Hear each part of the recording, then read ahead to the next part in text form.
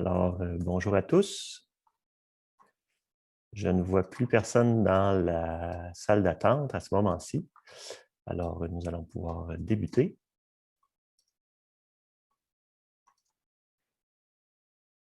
Mon nom est Philippe Cousineau-Morin. Je suis responsable de l'initiative Parlons Territoire, donc je serai votre modérateur aujourd'hui. Bienvenue à la rencontre qui porte sur la conservation. Et je vais vous dire que je cherche actuellement mes notes. J'ai un petit enjeu technique avec mes écrans. Je vous donne les consignes d'usage avant de passer au mot d'introduction. Alors, bon, on va essayer ça ici comme ça. Je devrais y arriver. Je vais peut-être simplement vous rappeler que c'est un événement qui est organisé par l'initiative Parlons Territoire, l'Institut des sciences de la forêt tempérée, l'ISFOR, et la chaire de recherche du Canada en économie écologique. J'invite les panélistes qui nous accompagnent à ouvrir leurs caméras et leurs micros pour que vous puissiez les identifier. Alors, Sylvain Delagrange, Marie-Ève Roy, Patrick Gravel et Louise Gratton. Merci d'être avec nous. Quelques consignes. Donc, nous invitons à ouvrir vos caméras et à veiller à garder vos micros fermés au long du panel.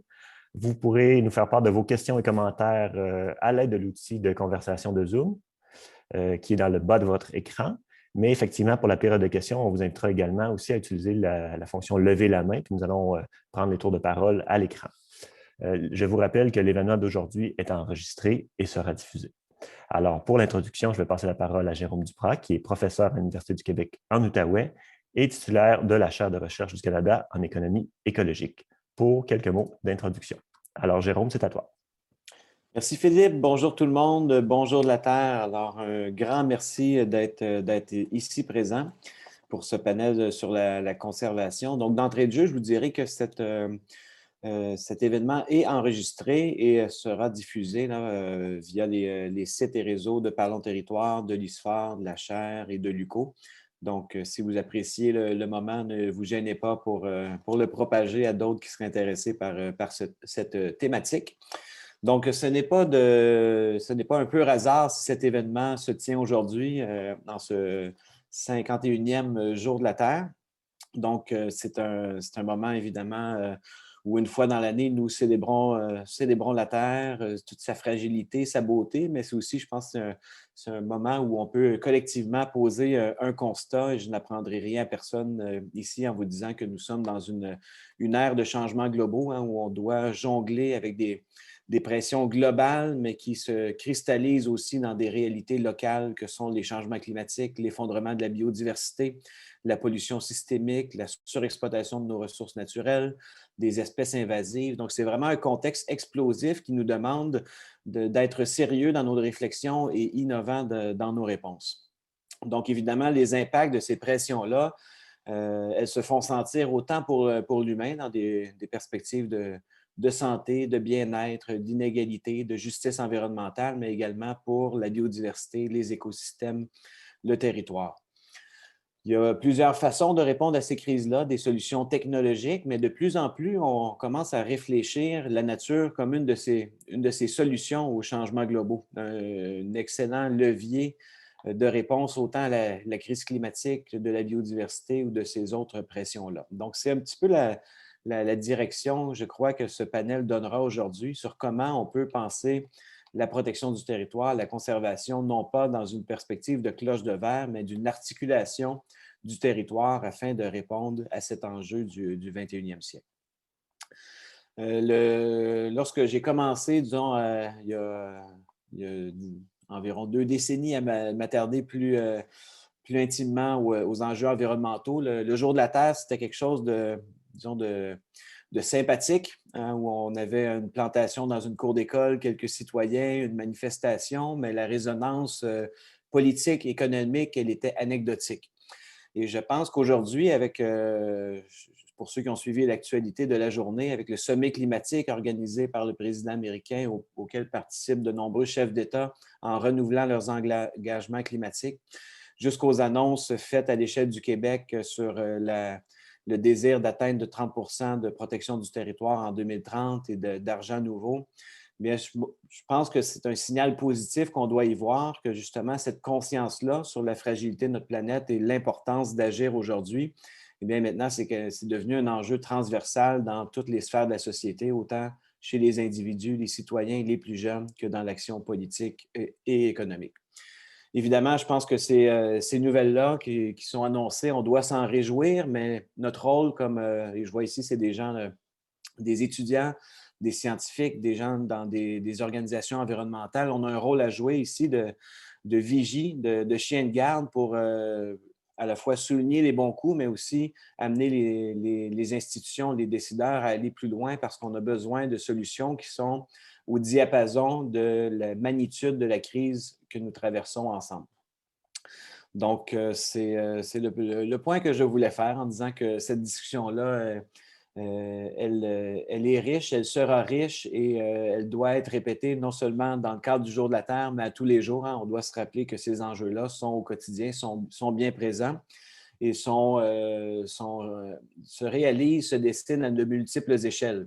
Aujourd'hui, on aura la chance d'entendre 4 conférenciers qui nous donneront un regard croisé sur le contexte national de la conservation à l'échelle du Québec, avec un œil plus spécifique dans le sud du Québec, mais aussi un regard sur une réalité régionale, celle de l'Outaouais, de la Petite Nation, et avec une appréciation d'un projet bien concret, l'aire protégée projetée Mashkiki.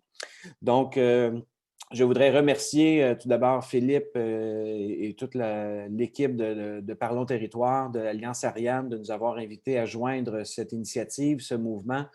Et si vous ne les suivez pas encore, c'est une très bonne chose à faire parce qu'il y a des événements nationaux, régionaux qui s'inscrivent dans la conversation nationale sur l'aménagement du territoire qui nous amènera vers de beaux chantiers de consultation publique. Merci à l'équipe de la chaire de l'ISFAR de l'UQO, en particulier Benoît Gendreau-Bertillon et Caroline Petit à l'organisation, à Audrey Desmares à la technique aujourd'hui et évidemment à Sylvain Delagrange, Patrick Gravel, Marie-Ève Roy et Louise Gratton pour leurs allocutions qui suivront. Et encore une fois, évidemment, à vous toutes et tous pour votre présence aujourd'hui. Donc, merci et bonne conférence. Merci beaucoup, Jérôme, pour nous souligner l'importance du moment, en fait, là aussi, là, de la discussion qu'on a, puis de ce qui est devant nous. Alors, merci aux gens qui viennent de se joindre à nous. J'en profiterai pour signaler aux panélistes qu'il y a des gens qui se joignent à nous en vidéo et il y a des gens aussi au bout du téléphone. Alors, pour ceux qui ont des présentations, peut-être penser à ceux qui ne peuvent pas visualiser vos diapositives. Ce que je vais faire avant qu'on rentre dans la portion panel, c'est un petit peu vous parler de qu'est-ce qui nous amène ici avec la démarche Parlons Territoire qui est initiée par l'Alliance Ariane. Donc, je mets la table à la conversation. Donc, l'initiative Parlons Territoire, l'initiative de l'Alliance Ariane. L'Alliance Ariane regroupe plusieurs organisations nationales, là, à la fois de type universitaire, mais aussi des corporations professionnelles, des groupes d'intérêt sur les enjeux en environnement notamment, qui a été formé en 2015 pour que le Québec se dote d'une politique nationale d'aménagement du territoire et d'urbanisme. Alors, c'est un engagement que le gouvernement a souhaité mettre en place depuis janvier dernier, a annoncé donc qu'il élaborait ce qui s'appelle une stratégie nationale d'urbanisme et d'aménagement des territoires. Alors, depuis lors, je suis là personnellement depuis janvier, donc pour faire une démarche que l'on a décidé d'appeler Parlons Territoire, dont l'objectif est de vous informer, vous, la population générale, d'outiller et de mobiliser la communauté à participer à cet exercice-là qui est gouvernemental, parce qu'on croit, comme le dit Jérôme, qu'il est majeur, qu'il est porteur, qu'il peut nous amener beaucoup plus loin dans nos différents dossiers, comme celui qui nous occupe aujourd'hui. Alors, je voudrais vous présenter immédiatement 2 diapositives simplement sur la démarche gouvernementale. Alors, je crois que vous voyez bien à mon écran. Alors, donc, je l'ai dit, en janvier, le ministère des Affaires municipales et de l'Habitation a annoncé une conversation donc, qui mènera à la rédaction d'une stratégie nationale sur l'urbanisme et l'aménagement du territoire. C'est très long, je le dis tout du long. Et qu'est-ce que ça sera concrètement? Bien, c'est une réforme assez large, à la fois du cadre, mais peut-être des lois et des politiques. On pense beaucoup à celles qui ont une quarantaine d'années, qui sont l'aménagement du territoire et l'urbanisme, mais aussi la loi sur la protection du territoire agricole, mais ça peut être plus largement tout le cadre d'intervention sur le territoire. Pourquoi? Ben, Jérôme a quand même dressé un portrait, mais je rappelle qu'il y a des éléments structurels, là, dans le fond. Là, pourquoi le gouvernement s'engage là-dedans? Étalement urbain, pression sur les milieux naturels, milieux agricoles, problématiques de logement, l'environnement, les saines habitudes de vie. Il y a aussi des enjeux conjoncturels qui forcent le gouvernement à s'y plonger, que ce soit le contexte pandémique qui nous force à revoir l'espace, les inondations plus récemment, les enjeux sur le patrimoine notamment bâti. Et donc, de façon très succincte, le gouvernement a mis 5 thèmes de discussion: la gouvernance, la croissance urbaine, les milieux de vie, la ruralité et finalement finance et fiscalité. Tout ça se décline en sous-thèmes également. Et il y a 4 grandes étapes. On est déjà pratiquement à la deuxième à ce moment-ci. Donc, un portrait de la situation qui a été dressé notamment par les professionnels du ministère. On est à l'étape de bientôt des orientations préliminaires et de consultations publiques.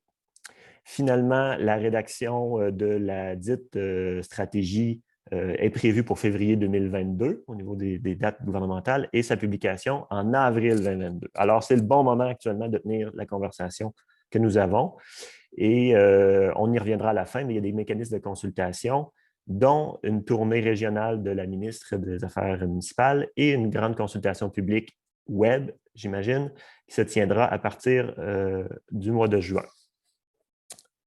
Alors, ça, c'était un peu pour vous présenter donc, le contexte dans lequel nous allions parler de la discussion. Donc, on va partir très concrètement en parlant d'enjeux de conservation, d'enjeux qui sont de la région de la Petite-Nation, mais je pense qu'on va aller un peu plus largement vers les impacts sur les politiques publiques. Alors, à ce moment-ci, nous allons passer à la portion du panel. Alors, peut-être simplement nous saluer à l'écran pour qu'on puisse vous voir. Donc, Sylvain Delagrange, qui prendra la parole en premier. Sylvain, tu es là, bonjour. Ensuite, on aura Patrick Gravel et Marie-Ève Roy qui vont présenter ensemble. Bonjour Patrick. Marie-Ève était là tout à l'heure, je ne la vois pas, mais bon, voilà, bonjour. Et finalement, Louise Gratton de Nature Québec. Alors, je fais rapidement là, une petite présentation de vous trois pour ne pas avoir à faire des allers-retours, puis on y va dans l'ordre dans lequel je vous ai présenté. Alors, Sylvain Delagrange, qui est professeur à l'UQO, il enseigne l'écologie fonctionnelle et l'écologie urbaine, chercheur à l'ISFOR, diplômé d'un doctorat en co-tutelle de l'UQAM et de l'Université de Nancy en France. Donc, il a réalisé 2 postdoctorats en Finlande et au Panama, avant de travailler 4 ans comme chercheur à l'Institut québécois d'aménagement de la forêt feuillue. Donc, il a développé une expertise en sylviculture et en écologie appliquée pour mieux comprendre l'impact des travaux sylvicoles sur les forêts. En 2014, Sylvain a démarré le projet Capital Nature, qui est maintenant un OBNL, qui vise à mettre en valeur l'importance des forêts en étudiant l'ensemble des services écosystémiques qu'elles fournissent aux communautés humaines. Alors, Sylvain, merci d'être avec nous. Patrick Gravel, qui prendra la parole en deuxième. Donc, Patrick est membre de la coopérative de solidarité des forêts et des gens, qui représente des organismes de conservation à la table forêt de la MRC de Papineau. Il est membre du comité sur la stratégie de conservation de la biodiversité dans la même MRC, ainsi que consultant en botanique. Il a réalisé des travaux d'inventaire terrain à l'intérieur et en périphérie du territoire de l'aire protégée Mashkiki pendant 6 ans. Et parallèlement, il contribue à un rapprochement interculturel avec des membres des Premières Nations de la région d'Outaouais et d'ailleurs. Merci, Patrick, d'être là. Patrick présentera avec Marie-Ève Roy, qui est biologiste, notamment qui se spécialise sur les sujets de l'écologie, de la conservation de la faune et de la flore, qui a un baccalauréat de l'Université McGill et une maîtrise en écotoxicologie de l'Université du Québec à Montréal. Elle a enseigné au Cégep, a été professionnelle de recherche, notamment à l'ISFOR, et depuis 2018, enseignante elle enseigne à l'Université du Québec en Outaouais, notamment au baccalauréat en écologie et en environnement. Son travail de doctorat en cours est en écologie forestière et porte sur l'aigle des coupes forestières sur les complexes sol, plantes, microbes, sous la supervision de David Rivet et de Yann Surget-Grobat. Alors, merci Marie-Ève d'être avec nous. Et le panel se terminera sur la présentation de Louise Gratton, qui est consultante en écologie et conservation. Donc, diplômée de maîtrise de l'UQAM, elle a 40 ans d'expérience dans le domaine, dont 12 à l'emploi de Conservation de la Nature Canada, à titre de directrice de la science pour la région du Québec. Au cours des années, elle a travaillé avec les gouvernements, les ONG, les promoteurs, les propriétaires. Louise est membre fondateur en 2002 et toujours secrétaire du Corridor appalachien et également présidente de Nature Québec. Au cours de sa carrière, elle a reçu plusieurs distinctions pour souligner son apport à la protection des milieux naturels, dont en 2011 le prix Pierre Dansereau de l'Association des biologistes du Québec, en 2014 le prix Consentia Hommage du Conseil régional de l'environnement de la Montérégie et en 2019 le prix Feuille d'or du Conseil canadien des aires écologiques. Alors, nous sommes fort bien équipés. Bonjour Louise, nous sommes fort bien entourés pour la conversation d'aujourd'hui. Alors, dès maintenant, je vais passer la parole à Sylvain Delagrange. C'est à toi.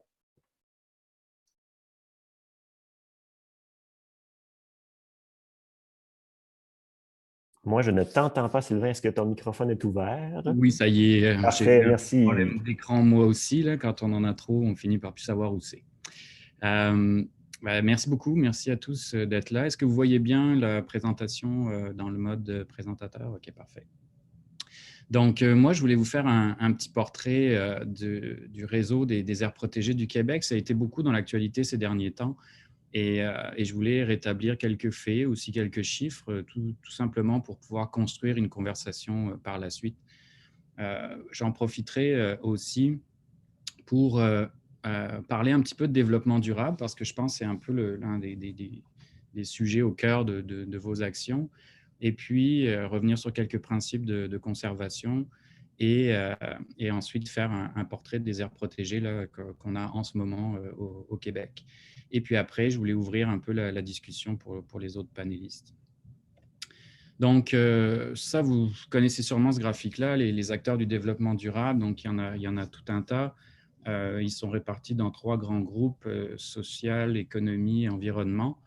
Moi, j'apprécie que vous oubliez ça pendant un petit moment parce que souvent, ce qu'on a dans la réalité, c'est pas égal et le système durable qui est au centre, il n'est pas toujours bien représenté. Donc, on a des acteurs qui ont souvent un peu plus de poids dans le développement que d'autres, ce qui fait que ce système-là fonctionne pas toujours.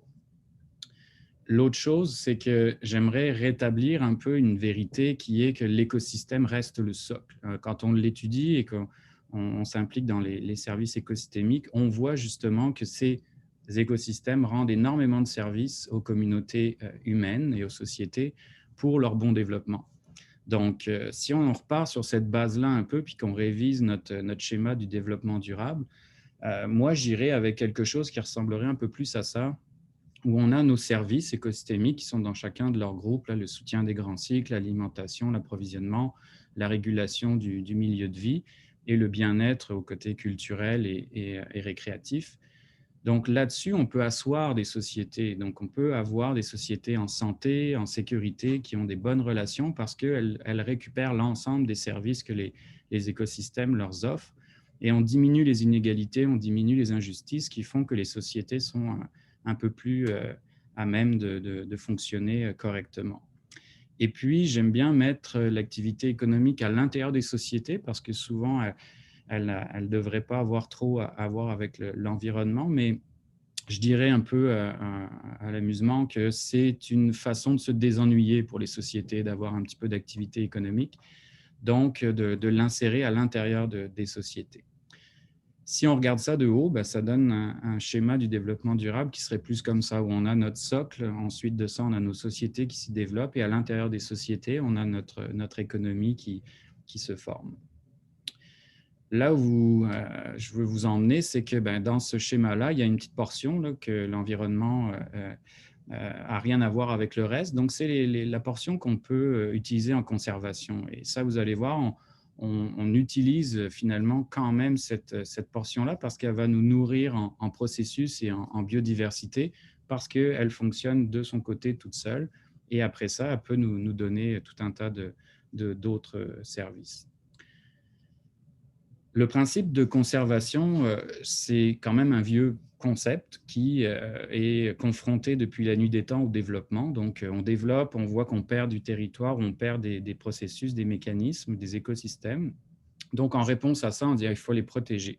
Le meilleur exemple, c'est la plus vieille aire protégée du Québec qui se trouve sur la photo ici. Alors, évidemment, ce n'est pas le centre-ville de Montréal, c'est bien les petits arbres qu'on voit en avant qui est le Mont-Royal, qui a été fondée en 1876 et sous justement la pression des promoteurs qui voulaient couper le bois pour faire du bois de chauffage à cette époque d'industrialisation puis d'expansion économique.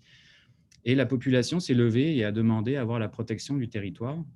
Déjà, c'était un peu étonnant d'avoir une aire protégée comme ça au cœur de cette ville-là, mais les historiens ont démontré que le fait d'avoir mis un cimetière là, ça gênait un petit peu les développements parce que les gens ne voulaient pas construire sur le cimetière. Donc, c'est ça qui aurait permis au Mont-Royal de rester verdi aussi longtemps. Et puis au moment où les entrepreneurs allaient quand même développer, de le protéger. Donc, c'était une petite histoire qui résume bien un peu l'histoire de la conservation.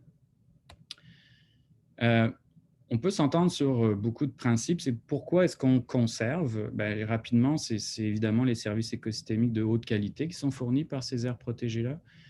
Aussi parce que, comme je le disais, c'est des refuges biologiques qui servent de réserve de biodiversité, qui peut ensuite recontaminer les autres milieux. Donc, si on garde cette source de biodiversité, elle peut reconquérir du territoire par la suite. Et puis aussi, ça a un côté très intéressant de témoin, de modèle des processus naturels. Quand on est en mode restauration, ce qu'on veut faire, c'est essayer de reproduire les mécanismes et les services qui sont fournis par l'écosystème. Et il est important d'en garder intacts pour pouvoir voir comment la nature fait les choses si on veut essayer de le reproduire dans des endroits un peu plus anthropisés. Et là, c'est l'écologiste urbain. Ensuite, on sait aussi que ça a quand même une importance pas négligeable dans l'industrie touristique et tout ce qui est les activités de plein air qui fournissent, qui assurent une santé physique et mentale pour les populations. Et puis évidemment, cette réserve aussi biologique permet un ensemencement là, qui peut être au niveau de la faune, qui peut permettre la chasse et la pêche. Donc vous voyez, il y a beaucoup de raisons très, très logiques de conserver. Sur les définitions des aires protégées, on peut s'entendre quand même assez bien. Là, il y a l'Union internationale pour la conservation de la nature qui les a bien définies. Et c'est des définitions qui sont reprises par le ministère de l'Environnement. Donc, on peut trouver ça sur le site web du ministère de l'Environnement et de la lutte au changement climatique. En gros, il y a trois grandes fonctions ou trois grandes caractéristiques. C'est que les aires protégées doivent conserver les fonctions, mais ça, c'est vraiment difficile à faire parce qu'il faut bien les comprendre, puis ce n'est pas évident. Donc, en général, on dit si on conserve les espèces et toutes les espèces qui sont là, on va conserver aussi les fonctions qui leur sont associées. Ça, c'est un peu plus simple. Ensuite, il faut que ces aires protégées soient représentatives de la biodiversité locale. Donc, ça aussi, c'est important au niveau d'un pays ou d'une région d'être représentatif de la diversité, pas prendre l'écosystème qui ne représentent pas cette biodiversité. Et finalement, il faut qu'elle soit, idéalement, ce n'est pas le critère le plus important, mais c'en est un, d'organiser le réseau des aires protégées de façon intégrée, de façon connectée. Et c'est beaucoup pour la circulation faunique et aussi possiblement les migrations dans les cas comme aujourd'hui avec les changements climatiques où on voit que les espèces vont devoir bouger. C'est plus facile de faire des sauts de puce quand la distance entre deux aires protégées n'est pas trop grande. Donc, ça donne un intérêt au niveau de cette intégration du réseau d'aires protégées. Si je rentre maintenant dans le portrait, écoutez, ça a été beaucoup dans les médias au mois de décembre et depuis, parce qu'il y a eu cette décision gouvernementale d'atteindre le 17%. Si on revient juste avant cette décision, donc en 2020, on avait une situation comme ça. Vous voyez la limite des forêts aménagées que j'ai indiquée en vert. Et vous voyez qu'il y avait des aires protégées, donc qui correspondent à peu près à 11 ou 12% du territoire, qui étaient composées d'aires protégées. Donc ça, c'est les grosses patchs qu'on voit en jaune. Et il y a des refuges biologiques. Eux, on les voit moins bien, mais j'ai fait un petit zoom pour vous montrer qu'ils sont très nombreux, même s'ils sont de très petite taille, ils sont très nombreux. Et c'est généralement des places intéressantes. Donc là, on parle plus d'un réseau, mais la taille de ce réseau-là en fait la faiblesse au niveau de la connectivité. Si on regarde ce que l'ajout fin décembre là, du 6% qui a été décidé par le ministère, c'est donc les polygones qui sont en foncé, en noir. Et vous voyez qu'il n'y a presque rien qui a été attribué en dessous de la ligne donc, des forêts aménagées. Et par contre, il y a une grosse proportion de territoire là, qui a été ajoutée donc, dans les parties nordiques. Donc, on parle de la Pessière à mousse, Pessière à lichen, donc qui correspond à peu près à la limite nordique de survie des arbres. La toundra forestière, on s'entend, c'est loin d'être une forêt, c'est simplement quelques arbres par-ci, par-là. Donc, vous voyez qu'on a maintenant une très, très belle représentation des aires protégées au nord de la ligne des forêts aménagées. Mais on manque quand même quelque chose au niveau du sud de la province.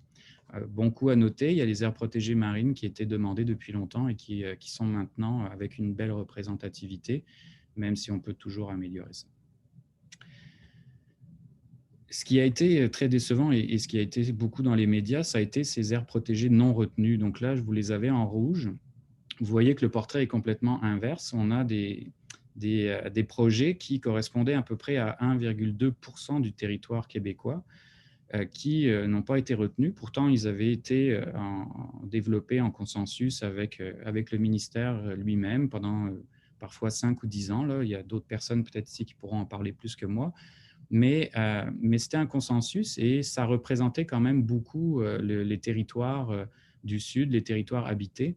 Et ils avaient justement un intérêt assez grand dans le côté connectivité et migration vers le nord, où on voit ces patchs qui permettaient d'avoir des superficies intéressantes dans le Sud. Si je vous le mets un petit peu en chiffres, donc vous voyez ici les domaines bioclimatiques. On a l'érablière à Carrier en haut, l'érablière à Tilleul, l'érablière à Bouleau-Jaune, et on peut descendre comme ça jusqu'à la Pessière à mousse, Pessière à lichen et la toundra forestière. Ce qui est en brun, c'est 14% du territoire qui correspond à la forêt tempérée. Le 71%, c'est plus la portion boréale. Et puis, le dernier, c'est la toundra arctique. Donc, on parle plus de l'Arctique. Correspond à peu près à 15% du territoire. Donc, ça, c'est pour vous donner une idée un peu de la représentativité. Le Sud est quand même beaucoup moins représenté. Les forêts tempérées sont moins représentées au Québec. Si on regarde les aires protégées en 2020, ce qu'on voit, c'est qu'on est en fait assez loin du 17% pour chacune de ces classes-là et qu'on l'atteint ou qu'on est très proche dans la toundra forestière et la toundra arctique. La superficie de ces places-là permet d'ailleurs d'avoir globalement une valeur un peu plus élevée. Le 17%, donc, on l'a atteint quand on a ajouté en décembre 2020 les superficies que je vous ai montrées, qui, vous voyez, ont rajouté très, très peu, comme je l'avais montré, dans le sud, dans les domaines bioclimatiques plus au sud, et qui ont quand même rajouté des bonnes superficies dans le côté boréal. Et vous voyez que 8 plus 8, ça fait 16. On est même probablement à 17% ici, 23 ici, 23 ici. Donc, on est au-delà du 17% sur cette grande superficie du territoire et moins que le 17% pour toutes les sections, les domaines bioclimatiques plus au sud. Je voulais juste mentionner donc, les aires protégées non retenues. Eux, ils avaient simplement des aires protégées en dessous de la ligne des forêts aménagées. Et vous voyez que c'était des pourcentages qui sont quand même assez faibles. Et en plus, ils correspondent à des superficies qui sont assez faibles aussi. Donc, c'est pour ça qu'ensemble, ils ne protègent que 1,2% du territoire québécois. Même si pour un domaine bioclimatique, on peut monter à 3%. La question qui se pose ici, c'est pourquoi est-ce qu'on n'a pas ajouté ces aires protégées à l'objectif qui a été émis, parce que 1,2, donc on serait à 18,2%. Je pense que le Québec aurait pu très, très bien vivre avec cette petite superficie supplémentaire de protéger. Ce qui est important de retenir aussi, c'est qu'on voit que, et ça c'est bien connu, que dans les forêts tempérées nordiques, donc plus au sud de la province, c'est là qu'on a le plus d'espèces. Donc vous voyez les nombres d'espèces ici, et ici vous avez le pourcentage. Donc à peu près 60%, ici à peu près 30-35%, et un peu plus 20% dans l'Arctique. Donc ce que ça veut dire, c'est qu'en termes de biodiversité, les territoires du Sud ont une capacité d'avoir 60% de la biodiversité présente par rapport aux zones boréales qui ont 30% et à l'Arctique qui contient 20% de la diversité québécoise. La protection qu'on a aujourd'hui, donc avec l'ensemble des choix qui ont été faits, c'est qu'on représente 9% du territoire là où la diversité est plus élevée, et on est à 23% du territoire là où la diversité est moins élevée. Fait que là, il y a comme une petite aussi dissociation entre les deux facteurs qui auraient dû se suivre. Finalement, en bilan, je vous reviendrai juste sur le fait que vous voyez comment, en allant du sud vers le nord, on diminue la protection du territoire alors qu'on avait une augmentation de la biodiversité vers le sud. Et aussi que souvent, quand on conserve, comme je vous l'ai dit tantôt, c'est parce qu'il y a une pression de développement ou des activités humaines, et que cette pression-là est évidemment beaucoup plus forte au sud aussi. Donc, aux endroits où il aurait été intéressant et important de protéger, c'est là où on a finalement décidé de protéger moins. Pour terminer, donc, je voulais juste revenir sur les objectifs que le Québec s'était donné de 8%, 12%, 20%, qui finalement sont devenus un 17%. Ce 17%-là, il suit quand même la recommandation de l'IUCN, donc c'est tout à fait acceptable. Mais on voit que les aires protégées qui n'ont pas été retenues, qui étaient moins de 2%, auraient permis d'être très, très proche de ce 20% et donc d'atteindre l'objectif que le Québec lui-même s'était fixé en 2020. Maintenant, il y a encore une chance d'y arriver puisque, comme l'a dit Jérôme tout à l'heure, on s'enligne vers le 30% en 2030. Donc, le travail est fait. Moi, le message que j'aurais à dire, c'est que si on ajoutait ces aires protégées prochainement, là, donc, avec tout le travail qui est déjà fait, on pourrait se donner une belle représentation et puis se rapprocher donc, du 20% et donc idéalement du 30%. Voilà, je vous remercie beaucoup. Tout ce travail-là a été fait en collaboration avec Romain Yeager, étudiant ici à l'ISFOR, qui m'a aidé à compiler tous ces chiffres. Merci beaucoup, Sylvain. Merci d'avoir si bien mis la table et d'avoir permis un peu de voir le portrait là, de où on en est. Alors, on va tout de suite passer la parole à nos seconds présentateurs, donc Patrick Gravel et Marie-Ève Roy.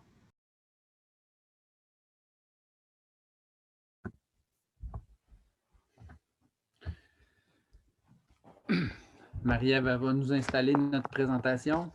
Oui, je fais ça. Ouais. Donc, voilà.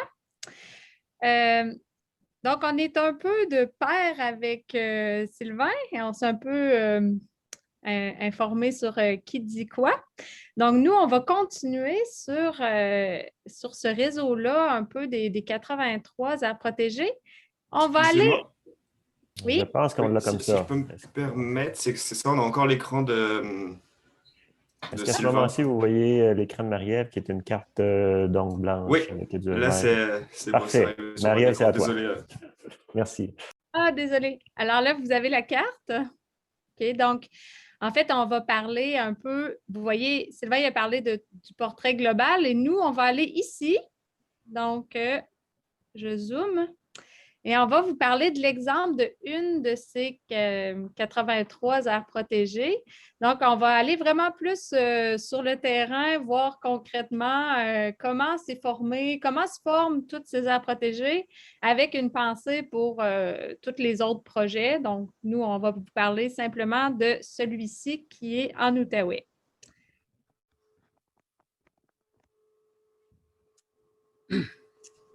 OK. Moi, j'ai juste, pour honorer mes copains algonquins avec qui j'ai travaillé là-dedans, juste faire un petit mot aussi pour le jour de la Terre dans leur langue. Kwe, Nobomikinini Nidajunikaz, Miigwechendena, Nimoshom, Ojigwanong, Miigwechendena, Jojowaki, Miigwechendena, Mashkiki. C'est des petits mots de reconnaissance que je baragouine dans cette langue qui n'est pas la mienne, mais qui, comme ces territoires, est menacé, est en danger de par notre histoire à tous. Alors,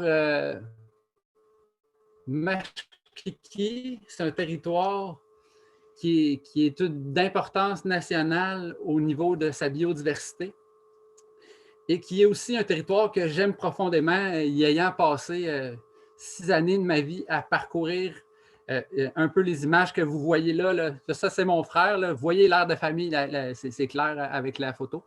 Puis les montagnes avec des sommets rocheux, avec des vues incroyables. Dans la petite roche, là, il niche du faucon pèlerin et de l'aigle à tête blanche.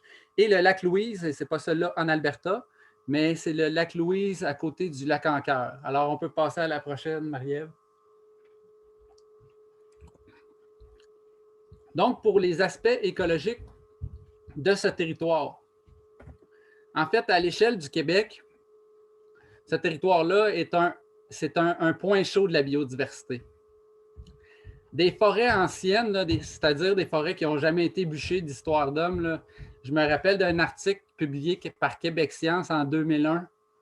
Il en restait autour de 1 %, en tout cas, de ce que j'avais lu de cet article-là. Et des forêts anciennes, il y en a plusieurs petites parcelles dans Mashkiki. Fait que ce que j'aurais aimé, c'est de vous amener avec moi visiter ce lieu-là.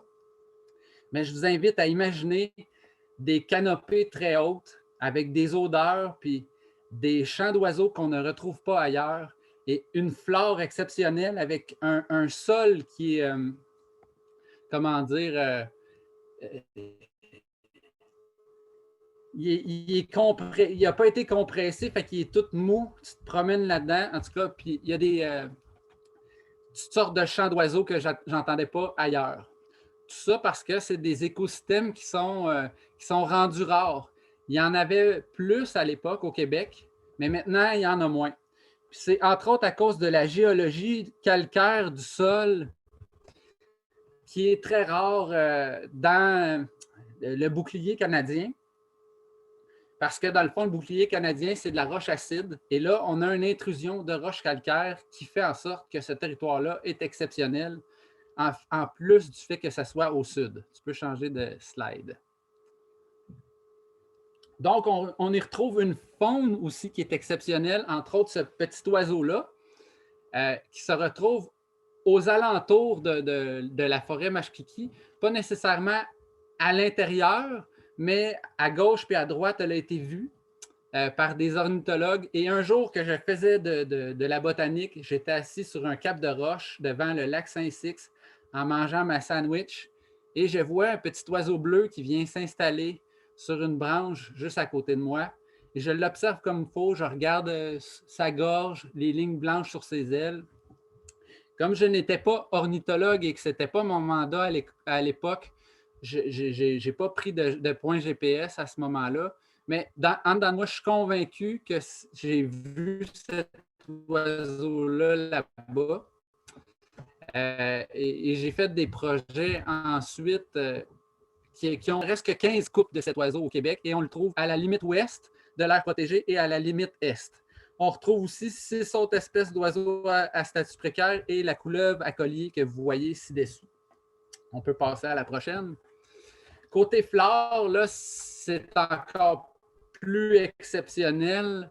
Du fait que ce soit des vieilles forêts comme ça, il y a des plantes qui ont besoin de ces forêts anciennes-là. Qui dit forêt très vieille, ça nous fait penser à l'ancien temps, comme les fougères qui nous font penser au temps du dinosaure. Et cette fougère-là porte un nom que je ne sais pas si ils ont voulu ça, mais elle a un nom qui ressemble à un dinosaure, c'est Homalosaurus. En tout cas, ça fit avec le Brontosaurus. Et c'est exceptionnel pour plusieurs espèces, dont des espèces qui sont à statut précaire, mais pas seulement des espèces qui sont à statut précaire.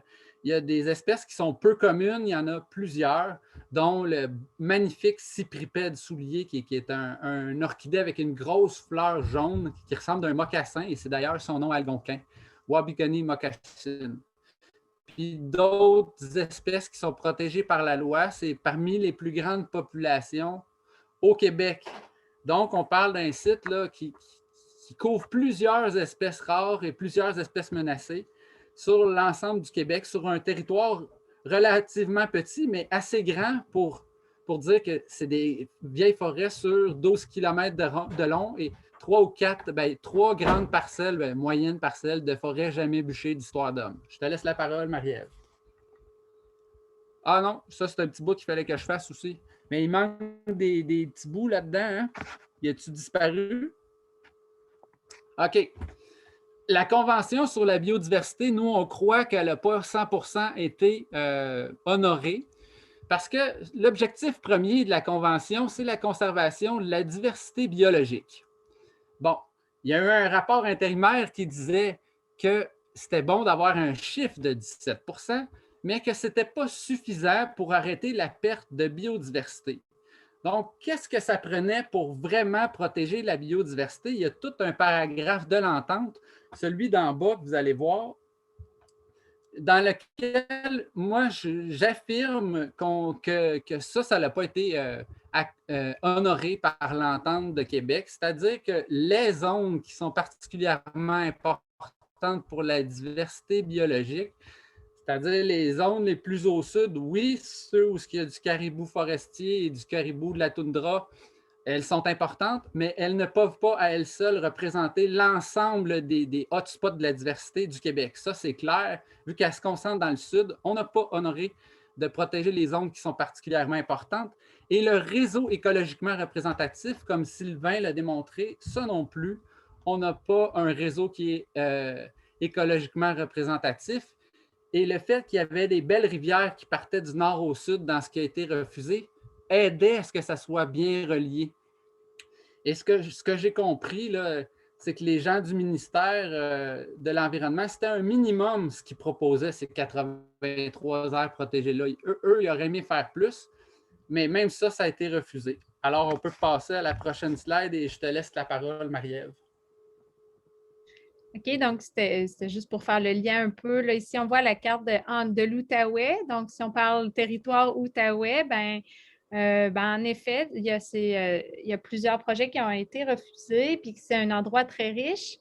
Et quand on parcourt la forêt, donc moi, j'ai parcouru plusieurs forêts de l'Outaouais un peu partout, et on se rend compte qu'il y a quand même une menace. Fait que ça, c'est quelque chose que parfois on ne sait pas, mais qu'on va voir sur le terrain, c'est que pourquoi on veut autant les protéger, c'est parce qu'on sent qu'il y a des changements qui sont en cours, qu'il y a quand même une pression. Et je voulais dire que c'est très rare qu'on est déçu d'avoir protégé un territoire. Donc, généralement, le fait de protéger un territoire, c'est quelque chose je connais personne qui va dire que j'ai eu une mauvaise décision, on a décidé de protéger un territoire. Donc, c'est quand même une avenue qui est sécuritaire dans un monde en changement. Et le point dont moi, je voulais parler, bon, évidemment, Mashkiki, c'est un endroit qui est, comme on l'a dit, il y a une grande diversité, il est bien localisé, il est documenté, mais c'est le point des forêts anciennes. Donc, il y a des forêts anciennes. Et là, ici, une image vaut 1000 mots, là, donc c'est pas moi qui ai pris toutes ces photos-là, mais ce sont des photos d'animaux qu'on peut retrouver à Mashkiki. Et c'est vraiment important, ces forêts anciennes-là, pour plusieurs raisons. C'est un peu le sujet de mon doctorat, les forêts anciennes aussi. Premièrement, comme on l'a mentionné, on le voit simplement par l'image ici, tous les services écosystémiques que rendent les vieilles forêts, les forêts anciennes. Il y en a beaucoup et c'est un peu pour ça qu'on les aime autant aussi, je dirais. Donc, il y a des valeurs esthétiques, récréatives. Hein. Ici, on voit les enfants qui s'amusent, qualité de l'eau, qualité de l'air, chasse, pêche. Donc, et ce qui est très spécial avec Mashkiki, c'est que ça conserve nos plantes médicinales et comestibles. C'est un endroit où ils peuvent être là. Il y a beaucoup de plantes que quand le milieu devient perturbé, les plantes ne peuvent pas ou vont être grandement diminuées. Donc, c'est un endroit où on peut conserver ces plantes-là et on ne sait jamais qu'est-ce qui nous réserve l'avenir. Est-ce qu'on va avoir besoin de ces plantes-là? C'est notre allié. Donc, les vieilles forêts, je les vois vraiment comme un allié par rapport au changement climatique. Et il y a plusieurs pays qui ont perdu leur forêt ancienne et qui reconnaissent leur nécessité et qui aujourd'hui se disent qu'il faudrait rétablir nos réseaux. Nous, on est chanceux, on les a, on en a encore et ils sont vraiment importantes. Oui, c'est pour plein de choses et écoutez, tu sais, pour les plantes, pour la recolonisation des champignons, il y a plusieurs espèces fauniques et floristiques qui ont besoin de forêts qui ne sont pas fragmentées et qui sont naturelles comme ça. Donc, ça permet la conservation de tout ça, puis aussi la qualité de la génétique des arbres. Donc, dans ces forêts-là, on ne coupe pas les plus beaux spécimens comme un peu partout ailleurs, on a déjà fait dans le passé, ce qui permet de conserver une génétique de qualité. Et là, je pourrais en parler bien longtemps, mais la captation de carbone, les micro-organismes, la productivité forestière, c'est tous des services qui sont tellement impressionnants dans les vieilles forêts quand on les compare à des forêts aménagées qu'on ne peut pas faire autrement que de tomber amoureux et de vouloir les protéger. À toi, Patrick.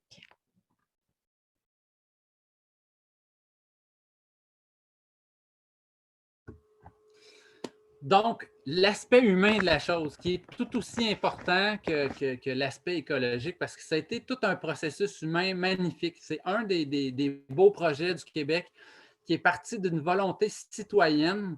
Ça a parti.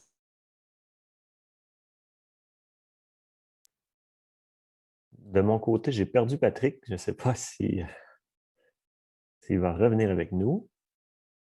Sinon, peut-être que Marie-Ève pourra poursuivre.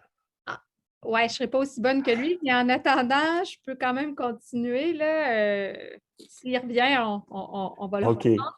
On va essayer d'aller de toute façon vers un peu la conclusion de votre présentation, si c'est possible. Donc, en fait, il voulait montrer qu'il y a plein de monde qui était en faveur de ce projet-là. Donc, il y avait toutes les municipalités, il y avait les Anishinabés, il y avait... Est-ce que vous m'entendez? Ah, vas-y, continue. Oui. OK. Ce que j'allais dire, c'est que dans le fond, il y a des groupes citoyens qui ont travaillé, qui ont mis temps et argent là-dedans. Les Premières Nations ont appuyé le processus. Et d'ailleurs, le mot Mashkiki, c'est un aîné de la communauté Anishinaabe qui l'a donné dans un processus de rapprochement culturel, justement parce qu'on m'avait dit dans la communauté, la langue est en train de disparaître, ce serait le fun de nommer des places dans notre langage pour que nos jeunes voient à quel point notre langue est précieuse. Je pourrais parler longtemps de la langue Anishinaabe.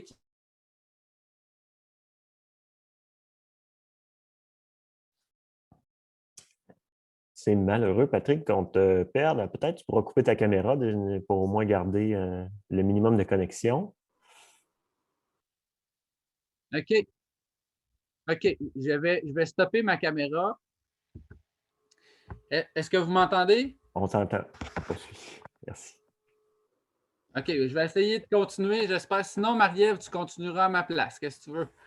Ça fait que c'est pour les scientifiques et les hauts fonctionnaires du ministère, on dit que c'était une priorité. Depuis 2012, là, puis je connais les botanistes, la direction du patrimoine écologique, c'est un hotspot sur le top des dossiers du Québec. C'est une des aires protégées les plus au sud de la province où il y a le plus de diversité. Au niveau des terres publiques, hein, parce qu'on parle des terres publiques. Puis, ça avait été annoncé officiellement par le ministère de l'Environnement sous les libéraux.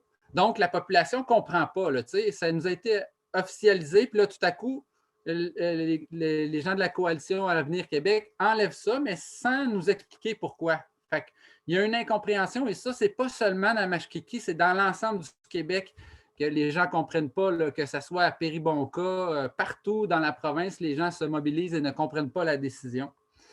Et il y avait une seule opposition à l'époque, en 2012, qui venait des forestiers. Et avec le temps et toute la sensibilisation, ben, les forestiers ont décidé de dire oui, on appuie les aires protégées en Outaouais. Ça, c'est notre préfet qui a eu des conversations avec l'industrie forestière. Et comme je disais, c'est un consensus des 24 municipalités. Ce n'est pas rien, ça veut dire que toute la région dit oui à ce projet-là. Les côtés économiques et politiques, ben, en fait, quand on regarde les sommets rocheux, on voit de Ottawa jusqu'à Tremblant, il n'y a pas d'arbres sur le sommet, c'est comme un petit Charlevoix. Ça fait que c'est possible de développer des beaux projets écotouristiques à cet endroit-là. Et on peut continuer à faire de la chasse, de la pêche et toutes ces choses-là. Parce qu'une aire protégée de type de réserve de biodiversité, ça n'empêche pas ces activités-là. Et même la chasse est souhaitable dans un tel territoire parce que les herbacées sont broutées par le cerf de Virginie. Donc, c'est bon de continuer ces activités-là, que ça soit bien géré aux bons endroits, pas partout. Donc, ce n'est pas vrai que c'est nécessairement une perte économique de faire un aire protégée, on peut le mettre en valeur, puis il peut venir des centaines de personnes. Donc, l'aspect économique et politique, on continue. Patrick, on va te demander d'aller vers la conclusion, s'il te plaît, si c'est possible, de la présentation. D'accord. Oui, merci beaucoup. OK, fait que c'est ça, finalement. Tout le monde est pour. Puis, on va faire une grande marche à l'automne pour rassembler les gens de partout au Québec pour réclamer ces 83 aires protégées-là que les gens, ça leur tient à cœur. Fait que s'il y en a qui veulent s'impliquer, qui ont des aptitudes en communication et toutes ces choses-là, je vais vous écrire l'adresse de notre coopérative. Si vous voulez vous impliquer, vous allez être les bienvenus pour tout ça. Merci beaucoup. Merci, Marie-Ève. Il y avait un mot de la fin ou ça va comme ça? Bien, merci beaucoup. Alors, la parole va être à Louise Guiraton, notre dernière prise de parole avant d'ouvrir la conversation. Louise, c'est à toi. Il faudra ouvrir ton micro, par exemple. Oui, merci beaucoup. Comme on m'a donné 8 minutes pour clore le panel, j'ai décidé de ne pas mettre de diapositive parce qu'un peu comme tout le monde, hein, on s'emballe sur le sujet, puis là, on part et puis on dépasse notre temps. Alors, j'ai un petit texte ici, je vais essayer de m'en tenir à ça. J'ai pris des notes au courant des conversations qui ont précédé. Là. Alors, voici. Alors, moi, je m'intéresse aux aires protégées depuis maintenant 45 ans. En fait, ma thèse de maîtrise portait sur une des collines montérégiennes qui devait devenir le futur parc du Mont-Saint-Bruno à l'époque. Mais j'étais loin de penser que la protection de la nature, en fait, ça prendrait une si grande importance dans ma vie. En fait, toute mon implication bénévole, peu importe les groupes où j'ai siégé ou les organismes sur lesquels j'ai siégé, a été toujours le principal motif. Ça a toujours été les aires protégées. Alors, je vous ramène en 2009 où le gouvernement annonçait très fièrement avoir atteint, par la peau des fesses, encore une fois, l'objectif de 8 en fait 8,12 des aires protégées qui s'était fixé pour son objectif de 2009, alors de 2010. Alors, il fallait reconnaître que c'était un effort quand même considérable parce que parce qu'en 2003, on avait à peu près seulement 1% d'aires protégées. Puis il y a toute une histoire derrière ça dont je ne vous parlerai pas, mais on avait abouti à ce chiffre-là de 1%, qu'on a fait notre premier bilan là, sur la diversité biologique et notre stratégie sur la diversité biologique. Alors en 2010, le ministère de l'Environnement a décidé de faire un bilan ou un portrait. C'est un peu ce que M. Delagrange nous a présenté tantôt. Évidemment, c'était plus élaboré. Mais on fait un portrait des aires protégées qu'on avait réussi à ajouter pour faire un réseau de 8% d'aires protégées. Et il faut se rappeler ce qu'on oublie souvent et pourquoi on est souvent déçu aussi du contenu de ces aires protégées-là, c'est que ces aires protégées-là étaient basées sur les éléments permanents du paysage, pas sur les éléments de biodiversité, parce qu'on était pressé d'atteindre notre 8 On n'avait pas le temps de faire des inventaires, on n'avait pas le temps de colliger toute l'information.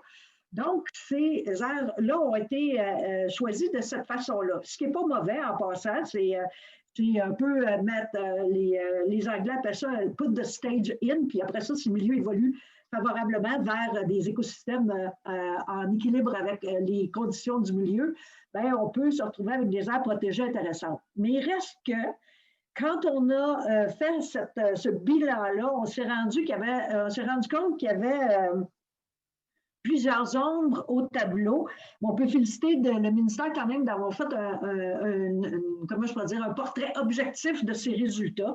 Alors, la très grande majorité, ça veut dire presque 75% des milieux humides avaient moins de 100 km² et de ça, 12% seulement avaient ce qu'on appelle des noyaux de conservation si on considère les effets de lisière. Ceux qui sont familiers avec les principes de la biologie de la conservation comprennent ce que je veux dire. Vous pourrez poser des questions par après si vous voulez. Pour les provinces naturelles du Sud, c'est sans surprise qu'il n'y avait pas eu beaucoup de progression. Les Appalaches, on est seulement monté on est passé de 4,20 à 4,89, seulement 69 d'amélioration. Les Basses-Terres du Saint-Laurent, un peu la même chose, de 2,22 à 4,92.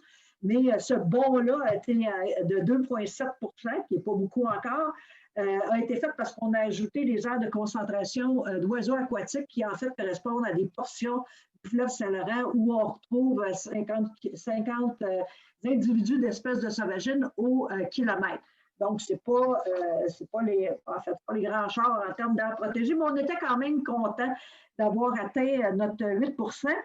Mais si on prenait un autre filtre que celui des provinces naturelles sur lequel on a fait les évaluations, on s'est rendu compte aussi qu'il y avait des carences qui étaient manifestes et puis que la zone boréale connue avait quand même atteint un objectif de 9 %, donc une grosse amélioration, mais seulement dans la forêt non commerciale. Alors, ça rejoint un peu ce que M. Delagrange disait et encore aujourd'hui, on se retrouve dans la même situation. Alors, on aurait pensé où, à l'époque, en 2009, on avait fait très peu de gains dans la portion de la forêt commerciale. Si vous regardez la carte, puis M. Delagrange, encore là, a fait un zoom sur l'Outaouais, on se rend compte que c'est toutes petites aires protégées. Ce n'est pas l'idéal. Alors, en décembre 2020, ce qu'on se rend compte, c'est que l'histoire se répète. Les conclusions sont sensiblement, si on faisait un bilan, sont sensiblement les mêmes que celles où on est arrivé en 2010. Donc, des aires protégées trop petites,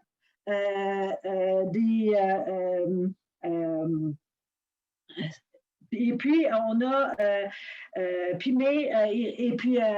très peu d'aires protégées dans le sud du Québec et encore moins dans la zone de forêt commerciale. Alors, on s'est réjoui de ces performances-là. On a même eu une page sur le site de l'IUCN qui félicitait le Québec et puis le ministre s'en est vanté aussi ce matin à la conférence de presse. Ce qui est tout à fait correct, c'est louable d'avoir atteint cet objectif-là. Mais, puis à quelques exceptions près, c'est pas mal tout le monde qui a félicité le Québec pour avoir réussi ce bon coup-là. Mais réitérant encore ce matin que la raison pour laquelle on n'avait pas retenu les 83 aires protégées dont il est question, c'était que le bond était tellement grand à faire entre le 11 % qu'on avait en 2012 et le 17 % qu'il fallait aller chercher des grands territoires et puis qu'on n'avait pas eu le temps de vraiment analyser ces petits territoires-là, ce dont je doute fortement, mais on a quand même fait des très grands gains dans le Nunavut, sur les territoires des Yukti, Cri et Naskapi. On s'est félicité aussi de l'agrandissement du parc de la Gaspésie et d'une réserve d'aires protégées des Chic-Chocs aussi fait des heureux, entre autres, en particulier pour ceux qui sont très préoccupés pour la situation du caribou de la Gaspésie. Alors, Nature Québec a fait évidemment le même constat, là, que ces 83 aires protégées-là avaient été mis de côté à cause de blocages systématiques de l'industrie forestière. Et on a aussi recommandé dans une lettre qui a été publiée il n'y a pas longtemps que ce blocage systématique-là, qui date depuis 20 ans maintenant, fallait absolument corriger le tir et qu'il fallait protéger sans tarder les 83 aires protégées qui avaient été proposées dans la zone de la forêt commerciale. L'autre constat que j'ai fait rapidement, c'est que les gens ne réalisent pas, mais 75 % des aires protégées qui sont comptabilisées aujourd'hui, avec les annonces qui ont été faites au registre des aires protégées, ne sont pas des aires protégées, ce sont des projets d'aires protégées. Et puis, il y en a certaines là-dedans que ça fait plus de 10 ans, voire 15 ans, qui sont dans les limbes administratives du gouvernement. Donc, c'est beau d'avoir des superficies, mais encore faut-il qu'ils se concrétisent en de véritables aires protégées. Alors, en 2010 aussi, quand ils ont fait ce bilan-là, on a, oui, rapporté des lacunes en termes de représentativité dans la plupart des aires, des provinces naturelles du sud du Québec. Mais on a aussi le comité scientifique externe qui les accompagnait, dont moi, dont Louis Bélanger.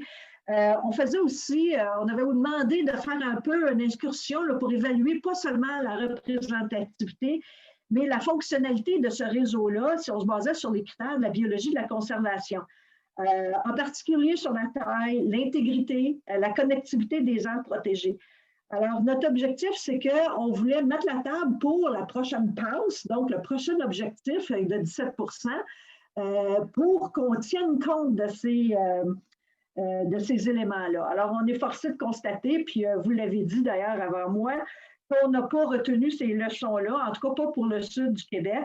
Et si vous consultez la carte du réseau des aires protégées qui a été présentée, qui est présentée sur le site du ministère, vous allez très bien voir ces défaillances-là où les aires protégées de très petites superficies se trouvent dans toute la forêt commerciale et on a évité des très beaux projets en ne retenant pas les 83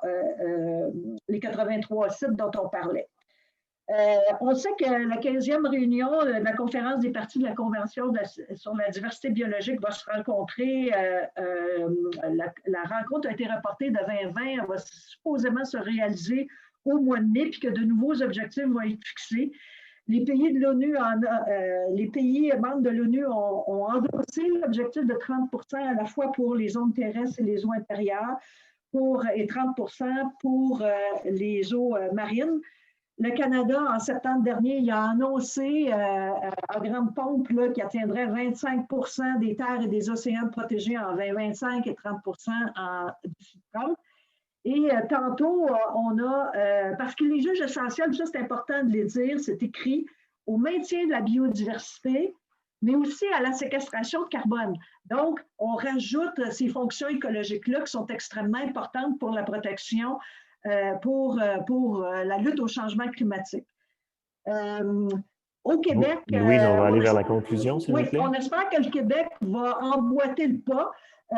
Et adopté. Il y a encore eu une annonce ce matin là, où le ministre semble dire qu'on s'en va vers ce 30 %-là, mais il faudrait que ce 30 %-là, ce ne soit pas des superficies que moi j'appelle accommodantes, donc des superficies qui ne dérangent pas certains industriels, et puis qu'on se fasse vraiment un réseau d'aires protégées qui contribue à la protection de la biodiversité, au maintien des services écologiques et à la lutte au changement climatique. Dans la région de l'Outaouais, il y a des belles avancées qui ont été faites en terre privée grâce aux organismes de conservation.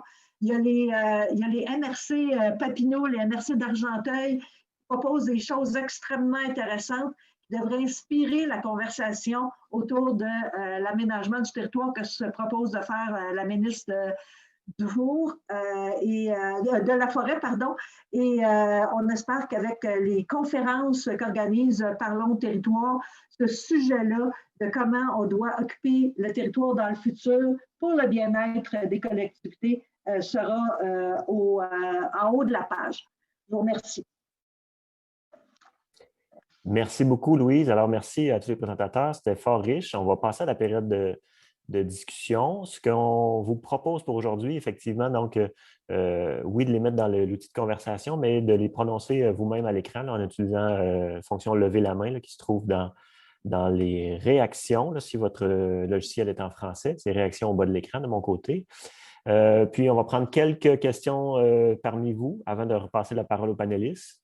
Peut-être juste pour ouvrir, en fait, là, donc, on a eu des discussions des présentations fort intéressantes pour comprendre à la fois là, le bien fondé des aires protégées, puis l'historique qui nous amenait aujourd'hui. Donc, je pense que Louise nous a dit l'histoire se répète. On va chercher à ce que l'histoire ne se répète pas exactement de la même façon. Donc, on va chercher peut-être à faire les liens là, entre nos objectifs en aménagement du territoire, nos objectifs en accès à la nature, à la fois pour les urbains, mais à la fois dans les milieux très ruraux. Alors, à ce moment-ci, je vais voir si je suis capable de voir tout le monde et on va, s'il y a des mains levées, on va prendre les questions. Qui est prêt à briser la glace?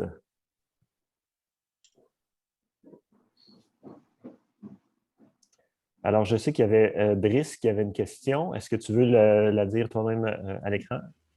Je peux la dire moi-même, ce sera peut-être plus clair, merci. Dans le fond, ça va être vraiment en lien avec ce que Louise vient de dire et la présentation de Sylvain au début, je pense. Comme une autre personne dans le chat, j'ai vraiment trouvé ça super intéressant, les données qui avaient été mises, là, par exemple 60% de la biodiversité et dans le 20% le moins protégé au sud du Québec, là, je pense que c'était à peu près ça. Et je me demandais si le même exercice avait été fait pour évaluer le pourcentage de biodiversité qu'on va retrouver dans les terres privées, parce que ça représente seulement 8% du territoire québécois, principalement dans le sud aussi, fait que je pense que c'est une donnée qui serait très intéressante si elle existe, justement pour argumenter qu'il faut encore plus protéger le sud et ce qui sont en terre privée, comme vient de le mentionner Louise. Merci pour la question. Donc, c'est tout l'enjeu aussi là, de où on va chercher effectivement nos aires protégées qu'on va gagner. Donc, il y a des terres, selon la gestion, qui sont plus faciles que d'autres. Est-ce qu'il y a quelqu'un qui voudrait peut-être juste compléter une autre question ou un autre commentaire avant de retourner la parole vers Sylvain? Sylvain, est-ce que tu avais une réponse à la question de Brice? Oui, moi, je peux dire que c'est certain que dans le sud, il y a beaucoup de terres privées, puis qu'il y a beaucoup de travail à faire. Il y a de la conservation volontaire qui est proposée et on voit déjà ça s'installer. Est-ce que c'est assez? Probablement pas. Il y a des incitatifs qu'on pourrait penser là, pour aider les gens à conserver des territoires chez eux. Ça peut être de la compensation, ça peut être, je ne sais pas, là, des avantages à discuter. Ce n'est pas mon domaine, mais ce que je sais, c'est que oui, si on avait une vraie volonté politique, on pourrait peut-être essayer d'impliquer les privés qui sont dans le sud et qui possèdent des territoires parfois merveilleux et qui peuvent aider à la conservation. Même si c'est des petits pourcentages, c'est un peu le titre de ma présentation, chaque pourcent n'est pas égal. Si on va chercher rien qu'1% en terre privée, qui est dans le sud, dans les endroits où il y a le plus de biodiversité, on va avoir un gain qui sera bien plus grand qu'un autre pourcent ailleurs. Merci. Il y a Patricia là, qui nous a fait un commentaire. Je vais résumer surtout sur sa question. Donc, la question, c'est de quelle façon nous pourrions imaginer notre place et notre rôle dans la nature. On parle je veux savoir, les valeurs nouvelles, les nouveaux devoirs, nos obligations. Alors, c'est un peu, je pense que la question qu'on a de façon très générale, c'est comment on peut y arriver à réussir nos projets, justement, comment inculquer là, une acceptabilité plus large que celle qu'on a réussi jusqu'à maintenant. Alors, c'est la question, vous pouvez la lire dans la conversation. Je vais donner la parole également à Samuel et à Antoine, puis ensuite on retournera aux panélistes. Donc, Samuel. Oui, quand on parle d'aires protégées pour le Sud, assurément qu'il va y avoir des interstices et des relations pas plus fortes avec des milieux de vie que quand on réfléchit à des aires protégées pour le Nord. Et je me demande quelles sont les conditions de succès pour cette relation-là entre les aires protégées et les milieux urbanisés ou humanisés. Donc, voici l'essentiel de ma question. C'est ça, en faisant le lien un peu avec la conversation qu'on a présentement sur l'aménagement du territoire et l'urbanisme qui va beaucoup s'intéresser au milieu de vie, justement. Merci, Samuel. Donc, je vais prendre la question d'Antoine, puis ensuite, là, on a 3 questions qu'on va retourner vers les panélistes. Antoine.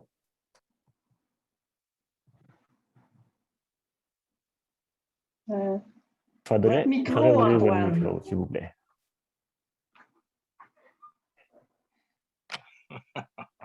Voilà. Jerry. Okay. J'ai cru voir dans la carte des aires protégées qui avait été proposée dans le sud du Québec, là, en Outaouais, la silhouette enfin, qui semblait être peut-être une partie du bassin hydrographique de la rivière du Moine, également de la rivière Noire et de la rivière Coulonge. Et puis, effectivement, c'est des rivières très prisées pour le canot camping. Moi, je me pose la question concernant la bande riveraine. On a parcouru le Québec souvent sur des plans d'eau un peu partout au Québec. Et puis, il y a eu des fois où on a rencontré de la coupe forestière. Puis, il y avait une bande riveraine d'à peu près 20 mètres qui restait, qui n'avait pas été coupée à certains endroits. En tout cas, c'est assez ténu. Y a-t-il quelqu'un qui va me dire qu'est-ce qui détermine pourquoi 20 mètres, pourquoi pas plus? considérant qu'en réalité, pour protéger la qualité de l'eau, ça prend une bande riveraine beaucoup plus large. Également, question de protéger le paysage, comme des rivières, la Dumoine, la Noire, la Coulonge, qui sont assez particulières, peut-être même aussi la Petite Nation à certains endroits. Il faudrait pouvoir préserver davantage un bon couloir de part et d'autre de la rivière, un bon couloir vert, là, un peu comme ça s'est fait en Ontario pour la Madawaska. C'est un parc. Ils ont créé un parc là, de part et d'autre de la rivière. C'est absolument magnifique. Alors, donc, qu'est-ce qui détermine cette bande riveraine, ce fameux 20 mètres? Là, comment ça marche? Là? Y a-t-il moyen d'agir? Est-ce qu'il y a moyen d'agir là-dessus? Merci pour la question. Donc, on va aller vers les panélistes. Je rappelle, donc, on a 3 questions. Une sur notre place, notre rôle dans la nature. La deuxième sur un peu les conditions de succès là, pour tisser les liens entre les milieux urbains et les aires protégées. Puis la troisième, peut-être un peu plus technique, là, sur les enjeux des bandes riveraines en forêt, donc le long des cours d'eau. Alors, Marie-Ève, d'abord.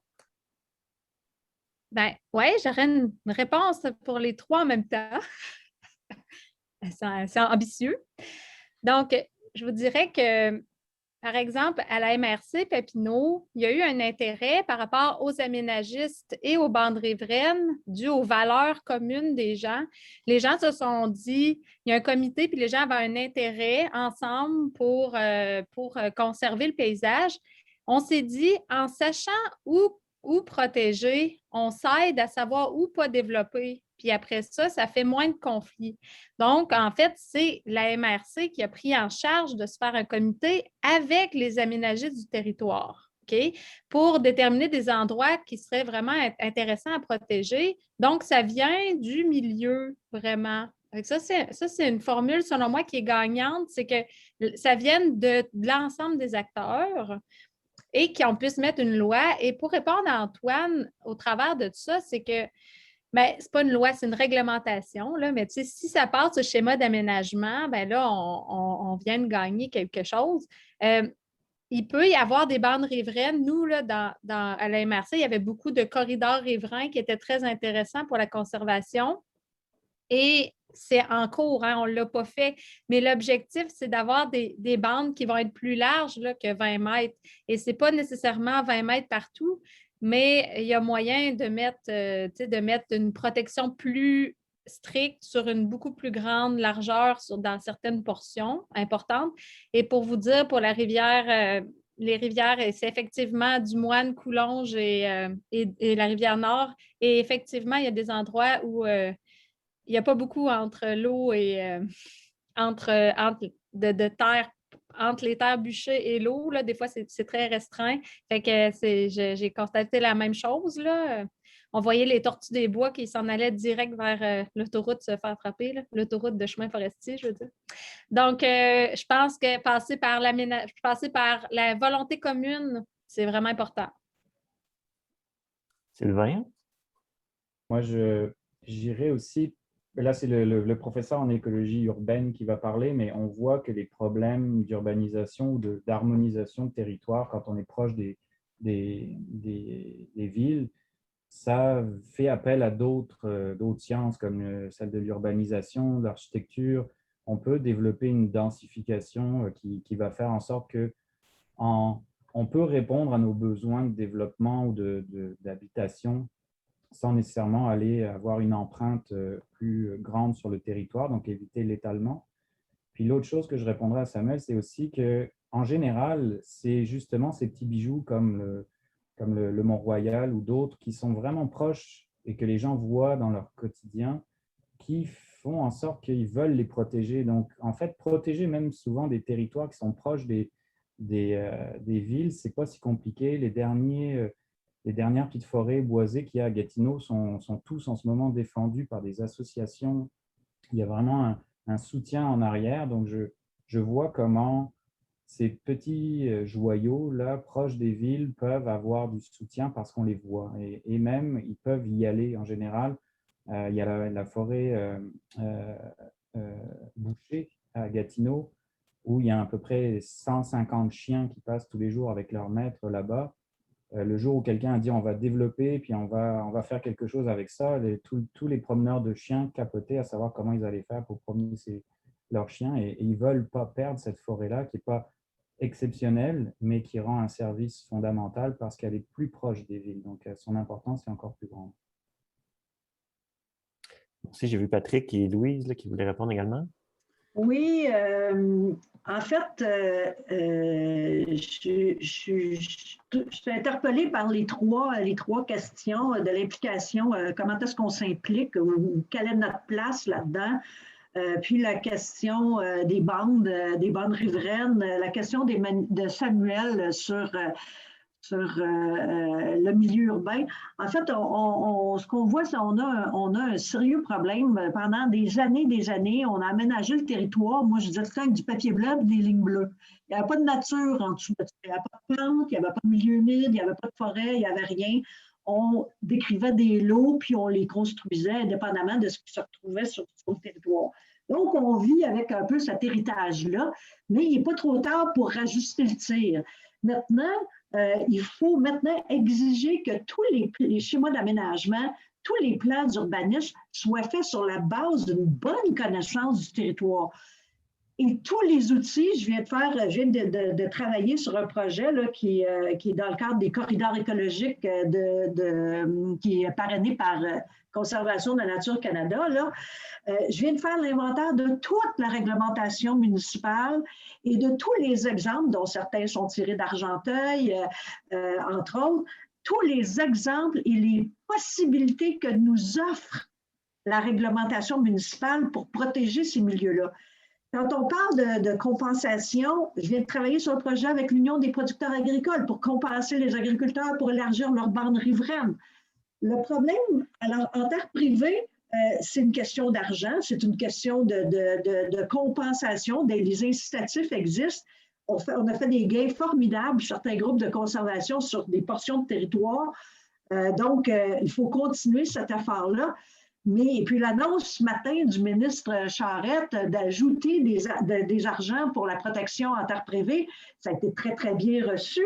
Mais il faut se rendre compte que ça fonctionne, mettons, je dirais, dans la périphérie des grandes zones urbaines et périurbaines, parce que le coût des propriétés nous permet encore de le faire. On vient d'acheter à Corridor Appalachiens une propriété d'au-dessus de 400 hectares pour à peu près 2,4 millions de dollars. Donc, ça reste encore abordable, même si ça a l'air d'être des gros chiffres. Les programmes actuellement au fédéral, au provincial nous permettent de faire ça.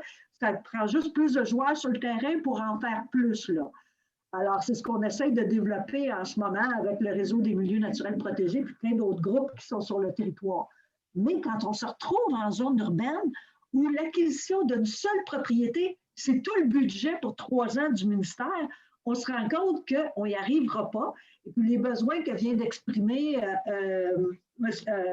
Sylvain Delagrange, de gens qui ont des boisés à proximité de chez eux, mais qui sont incapables de les protéger, c'est là qu'il va falloir être beaucoup plus exigeant de la loi sur l'urbanisme et l'aménagement pour intégrer ces notions-là qui font partie du bien-être des collectivités. Et avec les changements climatiques qui s'en viennent, ça devient encore plus critique. Alors, il y a beaucoup de municipalités, de MRC, qui ont déjà pris un peu le taureau par les cornes en se disant, bon, ben, tant qu'à faire nos plans régionaux sur les milieux humides et hydriques, pourquoi pas faire nos plans de protection de milieux naturels, puis essayer déjà d'atteindre le 30%, voire plus de superficie de protection de milieux naturels sur nos territoires. Donc, on dirait des fois que les gens, les communautés sont bien en avance de ce que nos lois proposent. Il faut les réviser, mais les gouvernements sont toujours un petit peu gênés de brusquer certains groupes, certaines parties prenantes du territoire parce qu'il y a des enjeux politiques derrière chacune des décisions qu'ils prennent. Alors, c'est extrêmement important que ces objectifs-là de 30%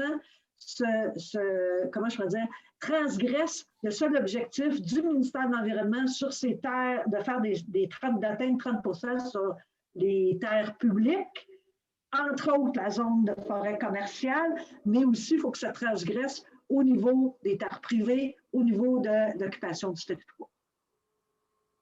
Merci. Patrick, sur les questions qu'on a reçues? Oui, moi j'aimerais répondre à Patricia entre autres, mais ça répond aussi à tout le monde. Moi, je pense aussi qu'il y a une question à s'introspecter, les groupes écologistes et les éducateurs et tout ça. Parce que moi, dans le fond, ce que j'ai l'impression qui pourrait être positif pour aider par rapport au rôle de l'humain, c'est un aspect de l'éducation et un aspect de l'éducation qui est comme dans lequel l'énergie est... On est dans l'appréciation de cette nature-là. Puis, j'ai remarqué dans la MRC de Papineau, quand on a commencé il y a 10 ans, les élus ne connaissaient pas les éléments de biodiversité nécessairement, les mers, tout ça. C'est à force de leur faire miroiter qu'il y a des merveilles chez eux, que c'est des trésors, puis que de leur présenter des photos de ça, de les inviter à participer à ça, que tout à coup, tranquillement, les élus deviennent des leaders là-dedans. Tu sais, les élus ils aiment ça, être les leaders de certains trucs. Fait qu'on on les nourrit dans ce sens-là d'une manière positive. Puis c'est aussi aller plus loin que ça, c'est d'aller dans les écoles avec les enfants, parce qu'on parle de l'héritage des enfants. Je pense que d'interpeller les enfants sur qu'est-ce qu'ils veulent, de leur présenter mieux la nature à l'école. La biodiversité est très peu vue à l'école. Les enfants n'étudient pas c'est quoi la différence entre un sapin et une épinette. Tu sais, c'est quand même assez fondamental. Là. On est au Québec, nos ancêtres, ils ne se faisaient pas passer un sapin. Mais là, ils pourraient se faire passer un sapin parce qu'ils ne l'apprennent pas. Fait que moi, je pense que si on fait tomber en amour nos enfants avec ce territoire-là, que ces enfants essaiment la bonne nouvelle à leurs parents, bien là, on commence à rentrer dans un mouvement social. Parce que si on veut faire changer les politiques, ça prend un mouvement social, puis je crois que notre lien avec la nature, ça va passer par des valeurs d'appréciation, de gratitude, de reconnaissance, de considération pour le vivant. Fait que c'est vraiment une transformation de nos valeurs qui va changer notre relation au territoire. Puis c'est un amour puis une considération. Ça commence par un amour puis une considération puis une écoute de nos propres enfants. Fait que c'est ça, moi, ma réponse à la question. Ouais. Merci beaucoup. J'ai trouvé ça très intéressant. Oui, je sais, Patricia, que tu voudrais continuer, mais il y a des gens encore là, qui voudraient prendre la parole. Mais bon, si vous me permettez de résumer quelques trucs qu'on a entendus, donc partir dans toutes vos interventions, partir de la volonté terrain, des gens éduqués qui voient dans leur milieu, qui ont un intérêt. On a parlé d'acteurs importants, hein? On a parlé des MRC qui font des comités. C'est un cas précis dans ce cas-là là, qui était un peu le fer de lance. Fait que je trouve ça important qu'on ait pointé un peu une responsabilité. On a parlé aussi des besoins financiers dans les milieux urbains pour les grands parcs. Vu l'heure qui avance, je vais prendre les deux personnes qui n'ont pas pu prendre la parole jusqu'à maintenant. Donc, c'est Sylvain et Emmanuel. On va s'assurer de fermer la rencontre à peu près dans l'heure prévue. Là. Puis si jamais il y a des gens qui veulent poursuivre, on poursuivra. Alors, je vais donner la parole à Sylvain Perron, ensuite à Emmanuel de Nature Québec, puis un mot de la fin aux panélistes. Sylvain. Génial, merci Philippe. Je vais faire ça vite. Là. Louise, elle l'a bien dit, là, le ministre vient d'annoncer un investissement de 40 millions là, pour le projet Partenariat pour la nature. C'est intéressant, mais 40 millions, c'est des peanuts quand on regarde quelques hectares de forêt à Montréal, à Québec, dans ce coin-là. C'est des peanuts comparativement à ce que vos besoins est réel. Puis jamais, en fait, il faut s'en rendre compte aussi, hein, jamais l'argent va pouvoir être un trade-off qui va être financier, qui va être suffisant pour contrebalancer le déploiement immobilier. Hein. On ne se le cachera pas, c'est ça quand même. Mais pourtant, quand on regarde d'autres ministères, dans les années 70, on a créé la Commission de la protection du territoire agricole, qui a permis en fait de mettre un gros halt là, sur le déploiement immobilier en milieu agricole. Ça l'a vraiment très bien réussi. Malgré toutes les critiques qu'on peut avoir avec la CPTEQ, c'est un élément qui est intéressant. Puis, Louise, en fait, on pose la question, tu sais, comment on peut faire pour protéger des milieux naturels. Puis là, je lance ça. Là. Est-ce qu'une commission, par exemple, sur la protection des milieux naturels va devenir un outil qui va être envisageable pour protéger les milieux naturels qui sont très à proximité des milieux urbains. Je lance ça aux 3 panélistes. Là. Une commission de la protection des milieux naturels. Tiens. Merci pour la suggestion, Sylvain. Emmanuel? Oui, bien, merci aux 4 panélistes pour vos présentations. Moi, c'est Emmanuel, je travaille à Nature Québec. Ma question s'adresse aux 4 panélistes. C'est comme Louise l'a mentionné, là, Mme Laforêt a lancé une grande conversation nationale sur l'urbanisme et l'aménagement du territoire. Moi, ce que j'aimerais savoir, c'est, selon vous, qu'est-ce qui doit se retrouver vraiment dans la future stratégie là, sur ce sujet-là pour assurer une meilleure conservation justement de la biodiversité et de l'environnement? Voilà. Merci pour la question. Alors, les panélistes, ça sera votre mot de la fin en même temps, donc façon succincte sur les 2 dernières interventions. Pardon, est-ce qu'on pourrait entendre Patricia? Je crois qu'elle nous a quittés, puis là, voilà, la parole, ça va être aux panélistes pour conclure, puis on pourra poursuivre. Si elle est avec nous encore, on pourra conclure après l'heure officielle de fin. Là, je voudrais juste libérer les gens, on les avait retenus jusqu'à 13h30. On nous avait promis 13h30. Alors, aux panélistes. Sylvain.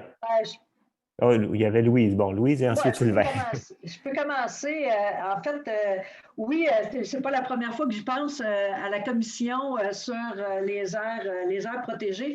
D'autant plus que là, on a fait des outils aussi là, avec les atlas sur la conservation des milieux naturels pour tout le sud du Québec qui tiennent compte des préoccupations de Patrick, donc qui commencent avec les écosystèmes forestiers exceptionnels, les forêts matures, les espèces menacées ou vulnérables, tout ça, ça commence par ça pour après ça compléter le réseau avec des éléments représentatifs.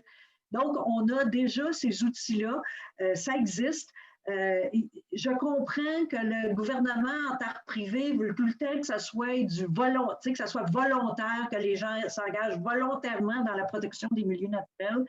Mais si on veut vraiment s'assurer de ne pas, comment je pourrais dire,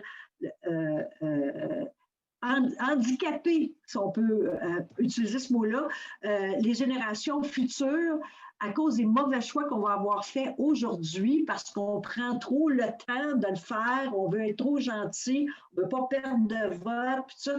Il faut absolument que la prochaine loi sur l'urbanisme et l'aménagement donne pas nécessairement des cibles, mais parce que dans une loi qui peut durer 40 ans, comme celle-là qu'on a eue, si on met une cible et qu'elle change, elle devient déjà obsolète, mais que ce soit exprimé clairement qu'il faut que le ministère des Affaires municipales se rallie aux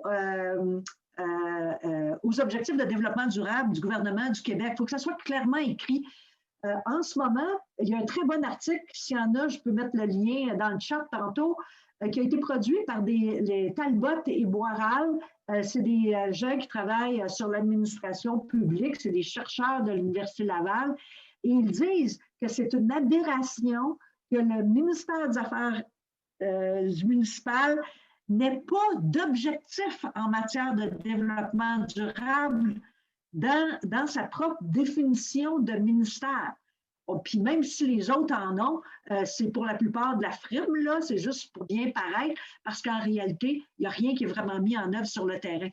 Alors, c'est extrêmement intéressant comme article. Si vous ne l'avez pas, je vais vous le faire parvenir, mais on a un problème entre l'expression, là, il faut que les bottines suivent les babines, là on est rendu là.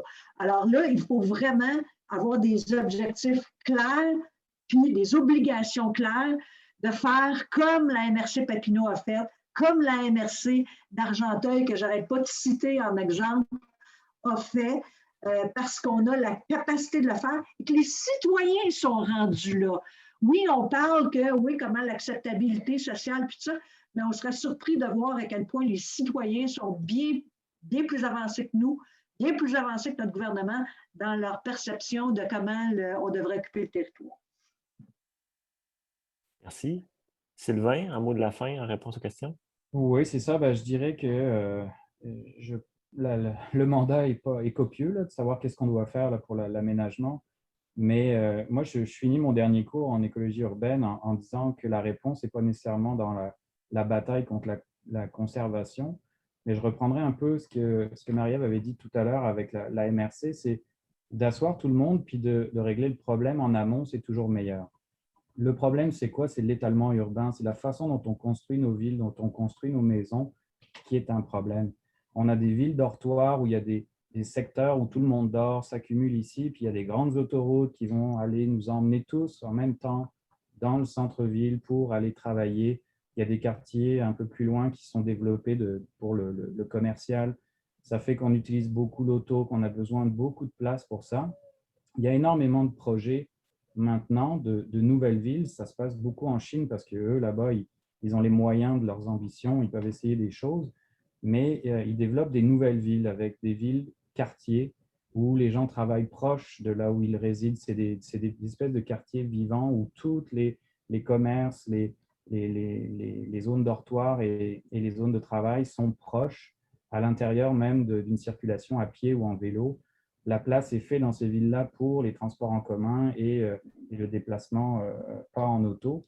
Donc, si je pense en repensant tout ça, puis en s'imposant ces règles-là, en repensant la façon dont on construit nos villes, densification des logements, ça peut être des points qui peuvent être vraiment intéressants et qui vont soulager la pression qu'on met après sur le territoire.